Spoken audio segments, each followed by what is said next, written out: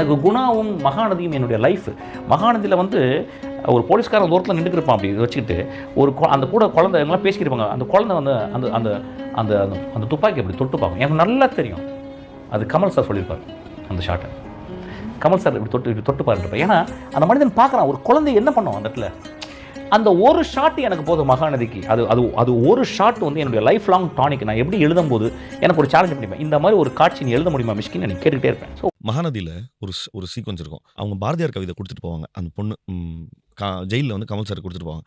கொடுத்த உடனே கட் பண்ணால் ஒரு வீணை வந்து ரோட்டில் விழுந்து அப்படி தப்பட்டப்பட்டம்னு உருண்டுகிட்டே போகும். அப்புறம் ஒரு குண்டான் வந்து விழும், இது வந்து விழும். அப்படியே அங்கேருந்து கேமரா பேன் ஆச்சுன்னா எத்தனை நாள்மா வந்து வாடகைக்கு வெயிட் பண்ணுறது அப்படின்னு சொல்லி. ஆக்சுவலாக அதில் ஒரு பெரிய பாரதியார் கவிதை வந்து அந்த ஷாட்டில் இருக்குது. இதை வந்து நான் என் ஃப்ரெண்டுகிட்ட சொல்கிறேன், ஒரு வேளை அதுவாக இருக்குமோ அப்படின்ட்டு. அவன் சொல்கிறான் அதெல்லாம் அப்படி இல்லைடா அது வீடு காலி பண்ணுறாங்கடா அப்படின்னு. இப்போ அட்லீஸ்ட் அவர் அந்த ஷாட்டை வைக்கிறதுக்கான காரணம் என்னன்னா, இந்த மாதிரி 2 பேர் பேசி சந்தோஷப்பட்டுக்குவாங்கிறதுனால. இவங்களோட opinion correct. Mahanadi Kamal sir, Santhana Bharathi sir இவங்களால் உருவாக்கப்பட்ட அருமையான தமிழ் படம்.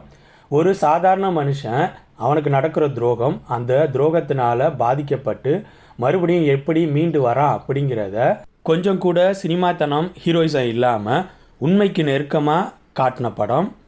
மகாநதி 94 ரிலீஸ் ஆனாலும் இப்போ நீங்கள் அந்த படத்தை பார்த்தாலும் உங்களோட இதயத்தை கனமாக்கி கண்களில் தண்ணி வர வைக்கக்கூடிய ஒரு சூப்பரான கிளாசிக்கல் தமிழ் சினிமா.